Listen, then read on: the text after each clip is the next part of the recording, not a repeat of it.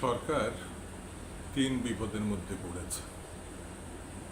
একেবারে ভাবেই নাই যে এই বিপদগুলো তার ঘাড়ে এখন চট করে এসে পড়বে। তিন বিপদের এক নম্বর হচ্ছে মিস্টার আজিজ, সাবেক সেনাপ্রধান করা হয়েছিল। তিনি অবশ্য তার প্রতিদানও যারা তাকে সেনাপ্রধান করেছিলেন তাদের দিয়েছেন। একটি সরকার অবৈধভাবে ভোটারবিহীন মধ্যরাতে কিভাবে তার বাহিনীকে ব্যবহার করে সরকারের তথাকথিত নির্বাচনের নামে বিজয়ী ঘোষণা করা, এবং তিনি সদম্ভে বলেছিলেন, আমি এমন নির্বাচন পৃথিবীর বিশ্বের এত সুন্দর নির্বাচন কোথাও দেখি নাই। তার দৃষ্টিতে এটা সুন্দর ছিল, কিন্তু পরবর্তীতে জাপানের রাষ্ট্রদূত তার দৃষ্টিতে বলেছিলেন, এইরকম মধ্যরাত্রে ব্যালট বাক্স সরকারের লোকজন ব্যালট বাক্স ভরে ফেলে নির্বাচন পৃথিবীর আর কোথাও তিনি দেখেননি। মিস্টার আজিজের কথা আর একসময়ের জাপানি রাষ্ট্রদূতের কথা একেবারে বিপরীতমুখী। এই মিস্টার আজিজ যুক্তরাষ্ট্রের নিষেধাজ্ঞার আওতায় এসেছে এবং তার পরিবার সহ। মিস্টার আজিজের যে অভিযোগের ভিত্তিতে তারা নিষেধাজ্ঞা দিয়েছেন সেটি খুব ভয়ঙ্কর এবং মর্মান্তিক। তিনি তার পরিবারকে অর্থাৎ ভাইদেরকে অনৈতিকভাবে সহযোগিতা করেছেন, ব্যবসা পাইয়ে দিয়েছেন, মার্ডার কেস থেকে, অর্থাৎ যেখানে খুনের কারণে তার একটি ভাই ফাঁসির আদেশ প্রাপ্ত হয়েছিলেন, তাকে একসময় রাষ্ট্রপতিকে সরকারকে ব্যবহার করে তাকে ক্ষমার আওতায় এনে বিদেশে পাঠিয়ে দিয়েছেন। তিনি দুর্নীতির সঙ্গে সম্পৃক্ত হয়েছেন। এটাতে আর ব্যক্তিগত ব্যাপার হলে কোনো প্রশ্ন ছিল না। এটা সরকার এবং রাষ্ট্র এর সঙ্গে সম্পৃক্ত হয়েছে, যে কারণে বাংলাদেশের ভাবমূর্তি, জনগণের ভাবমূর্তি শুধু দেশে না সারা বিশ্বে কুণ্ঠিত হয়েছে, ধুলায় লুণ্ঠিত হয়েছে। মিস্টার আজিজ পুলিশ প্রধান হিসাবে যিনি সরকারকে আজ্ঞাবহ থেকেছেন, র্যাবের আজ্ঞাবহ থেকেছেন, আইন কানুন কিছুই মানেননি। এক কথায় যা খুশি মগের মুল্লুকের মতো তিনি ব্যবহার হয়েছে। ক্রস ফায়ার, তারপরে নিখোঁজ করা, গুম করা।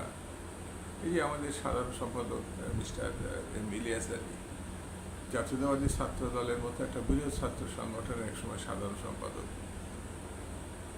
একাধিকবার সংসদ সদস্য, এখনকার নির্বাচিত সংসদ সদস্য পর্যায়ে পড়ে না। সত্যিকারের নির্বাচন আওয়ামী লীগের সঙ্গে প্রতিদ্বন্দ্বিতা করে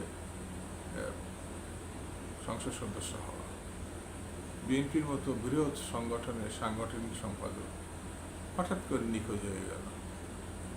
মিস্টার বেনজির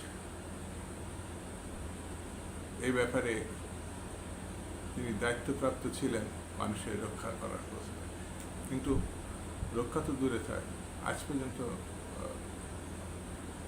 ইলিয়াস আলী ঘরে ফিরে আসেনি, স্বজনদের কাছে ফিরে আসেন। তিনি মৃত না জীবিত, তার যদি উদ্দেশ্যে একটা দোয়া মাহফিলও করা হয় সেটিও করা কঠিন, কারণ নিশ্চিত না দোয়ার বক্তব্যটা কী হবে। তার সহায় সম্পত্তির উত্তরাধিকার কিভাবে মনোনীত হবে, তিনি কি মৃত না জীবিত? এক মর্মান্তিক যাতনার কথা, তার পরিবারই শুধু এই বিষয়টি বুঝতে পারবে। ইলিয়াসের প্রসঙ্গ বলে শেষ করা যাবে না। নানা দিক থেকেই এই প্রসঙ্গটা দীর্ঘদিন ধরে আমাদের জাতির জন্য একটি কলঙ্কজনক ইতিহাস হয়ে আছে, সরকারের জন্যে বা রাজনীতির জন্যে।